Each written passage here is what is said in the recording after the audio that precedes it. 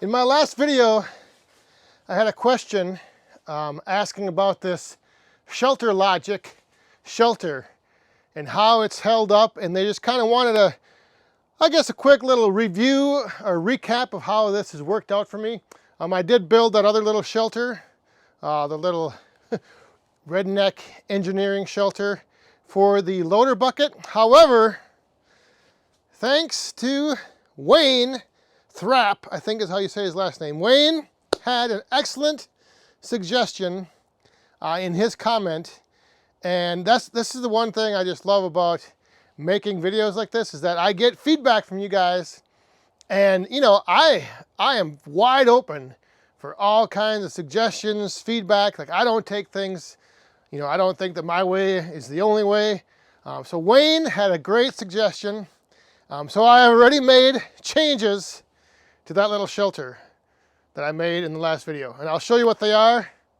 They're right over here, actually. Everything is now in this shelter, which makes the most sense, and I'll explain all that in a little bit, but let me just give you a little rundown of the ShelterLogic shelter.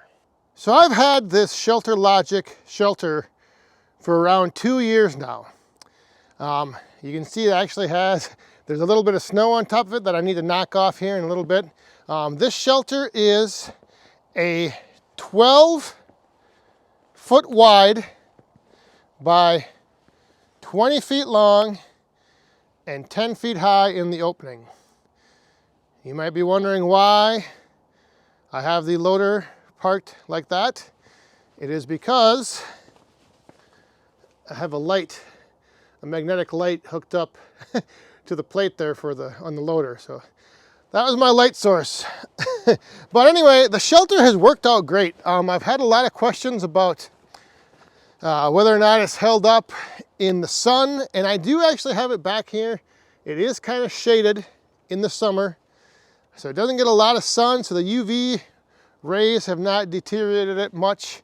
Like I said, in the winter, whenever I do get a little snow built up on top of it like that, I knock that off from the inside just to keep the weight off of it so it doesn't start sagging too much. So I do have each of the legs bolted down to a treated 2x6 that runs the length of both sides, and then I do have anchors in each of the corners. So there is plenty of room in here for the tractor and a bunch of junk, just stuff on both sides. I have my tarps kind of hanging on the support beams there. Overall, it's worked out very well. It has, like I said, provided me a place to put the tractor during the winter. Keeps all the snow off it. I can keep all kinds of gear, tarps, chains, fuel, bundle bags, and then over here I have my carry-all frame.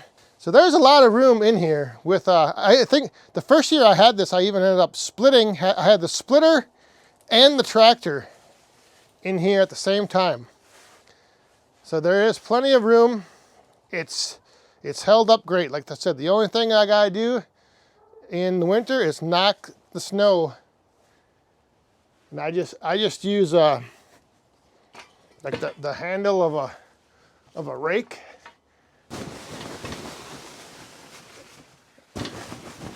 And I just knock that snow off. Obviously, you don't want to use anything too pointed, and you don't want to push too hard. You just need to bang it enough to get that snow to slide off, and it slides off real easy. Like, that material is pretty slick. Now, the one thing is I'm not sure if they make this exact model of the shelter anymore. Like I said, I bought this 2 years ago. I think it was around $650, somewhere around there, $700. But I'm not sure they make this shelter. It was called like a shed in a box.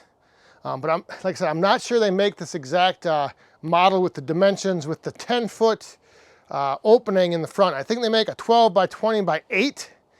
And I think I make a 12 by 20 by 12, which is a little bit taller. So I'm not exactly sure if they make this exact model, but it's worked out great.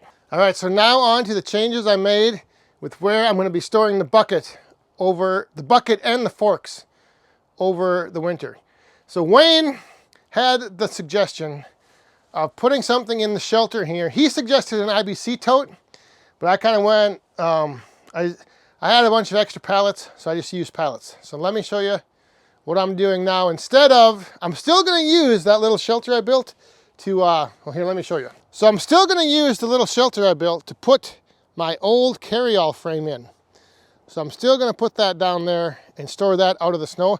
So after reading Wayne's comment, and the more I thought about it, it would be nice to have a place where both the forks and the bucket were kind of in the same spot, and I could take one off and put the other one on right there, and they were both out of the snow. So what he suggested was having an IBC tote with the forks underneath and the bucket on top. So what I ended up doing is I just brought in a stack of pallets that was as high as the forks, and now I can have the pallets down in the first slot of the bottom pallet, and I can set the bucket on the top. And so now if I have the bucket on at the end of the day and I drive in here, I will just raise the bucket up and park it with the bucket on top of those pallets. If I have the forks on, I'll just drive in, put the forks into that slot, and shut the tractor off. It still leaves me about, the tractor, I still have plenty of clearance in the back here. So I think the back of the tractor comes to right about this pole right here. So I have plenty of room to get the tractor in here with both the forks and the bucket in the shelter and the carryall. So Wayne, I want to thank you very much for that comment and that suggestion. Greatly appreciate your feedback.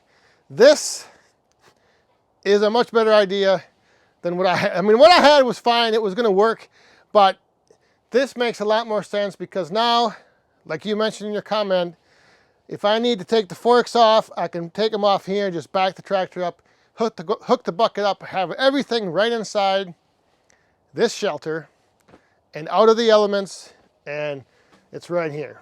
Again, Wayne, thank you very much. Appreciate the feedback, and I appreciate all of your comments. Thanks for watching. We'll see you guys tomorrow night on the Back 40 live stream, 8 p.m. Central. One other thing, Black Friday, a week from tomorrow night, we're going to be doing the Pick Your Prize giveaway drawing.